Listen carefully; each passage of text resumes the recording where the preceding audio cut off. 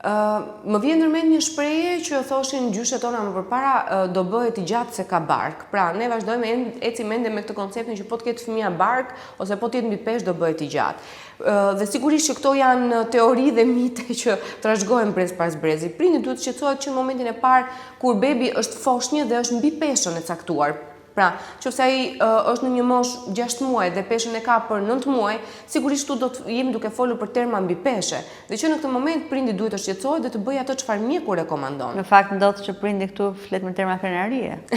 Po, në fakt ndodh që sa mirë ushqejmë, shiko si është, përdorin ato termat si gic, si viç, domethënë ca terma që këtu ti fillon në një farë forme, pavarësisht është dashamirësi, e stigmatizon atë fëmijën. Pra, fëmia vërtet mund të jetë 6 muaj dhe ndoshta nuk i dëgjon dhe nuk e kupton fjalë, por kupton atë mënyrën se si ne i flasim gjërat. Kështu që duhet patur kujdes dhe në mënyrën se si shprehemi, por edhe në mënyrën se si krenohemi me mbi peshën e tij, sepse nesër pas nesër nuk do të jetë kaq krenari për ne dhe do të jetë edhe problem për fëmijën, është një lloj vuajtje. Gjithë fëmijët që janë mbi peshë e vuajnë këtë lloj situate. Kështu që shqetësimi i parë duhet të jetë pikërisht në momentin kur pediatri thotë kujdes se pesha e tij është mbi moshën që i takon.